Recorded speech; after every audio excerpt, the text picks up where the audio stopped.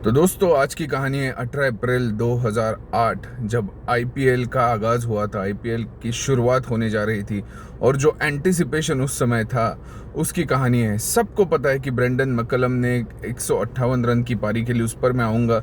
लेकिन जो लीडअप था और भारत में कभी किसी ने इस तरह से जो होते आ रहा था एनबीए में, तो ऐसी सारी चीज़ भारत में कभी देखी नहीं थी। और ऑक्शन हुए थे, इंडियन प्लेयर्स अलग अलग टीमों में थे। टॉस के लिए आने वाले थे सौरव गांगुली और राहुल द्रविड़, जिन्होंने डेब्यू किया था एक साथ लॉर्ड्स में 1996 में। तो 12 साल बाद वो टॉस के लिए आने वाले थे और एक ओपनिंग सेरेमनी थी 6:30 बजे।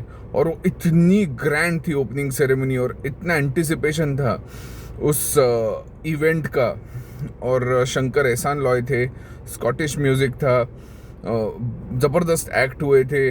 और मुझे याद है कि रे माली जो आईसीसी के प्रेसिडेंट थे वो आए थे, उन्होंने भाषण दिया था कि कैसे ये एक बहुत बेहतरीन टूर्नामेंट है और दुनिया के सारे टॉप प्लेयर्स यहाँ पर इकट्ठा होकर खेल रहे हैं।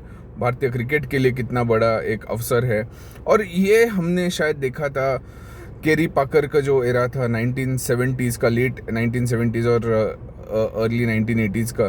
तो उसके बाद ये जो एंटिसिपेशन और भारत में होने जा रहा था, भारत के इतने सुपरस्टार्स अलग अलग टीमों में खेलेंगे, एक दूसरे के सामने भिड़ेंगे, वो कॉन्सेप्ट इतना ज़बरदस्त था। और मुझे याद है आरसीबी और केकेआर का जो पहला मैच होने वाला था, तो होर्डिंग्स भी बहुत सारे थे। ऐसे था कि 8 टीमों में प्लेयर्स नहीं है, ये सब वॉरियर्स है। और इतना एंटिसिपेशन, लोकल प्लेयर्स भी खेल रहे थे और इतना अच्छा एक अवसर था। और ब्रेंडन मैकलम ने जो शुरुआत की थी, बड़ी ज़बरदस्त, ऐसी बैटिंग देखी नहीं थी किसी ने।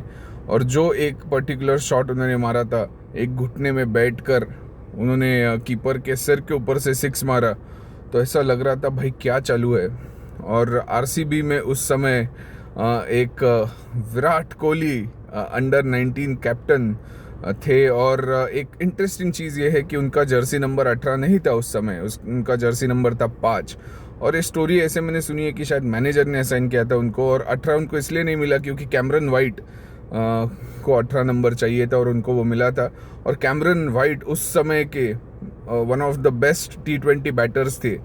मैकलम ने जो रिकॉर्ड बना 158 रन का, तो उन्होंने कैमरन वाइट का ही रिकॉर्ड तोड़ा था 141 रन्स का, जो समरसेट के लिए जब खेलते थे। तो उस टाइम के सबसे one of the best T20 batters थे। वो मैच अनिल कुंबले नहीं खेले थे इंजरी के कारण। क्रिस गेल कोलकाता के लिए आने वाले थे, वो नहीं आए थे, तो मैकलम खेले थे। और मैकलम ने क्या इम्प्रेशन जड़ा। बाद में गेल श्रीलंका में खेल रहे थे और बाद में उस टूर पे उन्होंने ग्रॉइन इंजरी उनको हो गई, तो वो 2008 का सीज़न खेले नहीं थे। चंदर पॉल खेले नहीं थे वो मैच। जैक कैलिस बाउचर खेले थे वो मैच। कैमरन वाइट, जैसा मैंने कहा, एक बेहतरीन T20 प्लेयर थे, वो खेले थे। और नेथन ब्रैकन को लिया था आरसीबी ने, तो वो आ नहीं सके, उनको इंजरी हो गई थी, तो उनके रिप्लेसमेंट एशली नॉफ्की, तो वो खेले थे वो वाला मैच। और केकेआर में भी बहुत अच्छे अच्छे पिक्स थे। शोएब अख्तर को पिक किया था उन्होंने, वो लेकिन उस समय नहीं थे। मोहम्मद हफीज़ खेले थे वो मैच।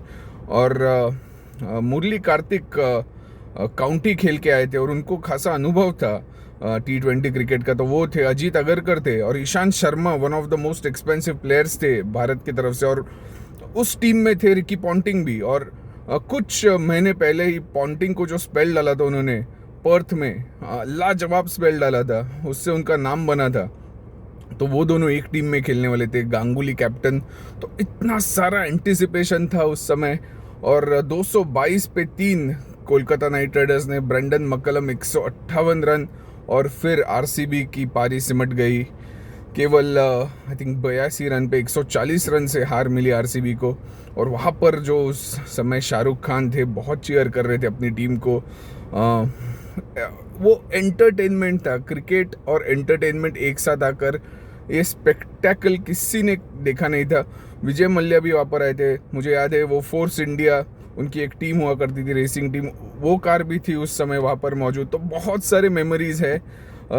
मुझे थोड़े मुझे बहुत टाइम लगेगा वो सब बताने के लिए, लेकिन ये छोटी छोटी चीज़ें जो मुझे याद आ रही है वो मैं आपको बता रहा हूँ। तो आज 18 अप्रैल 2025 को मैच खेला जा रहा है वहीं पर चिन्नास्वामी स्टेडियम पर, और विराट कोहली 2008 में भी खेले थे और आज 2025 में भी खेलेंगे। तो कैसी लगी आपको कहानी, बताइए मुझे।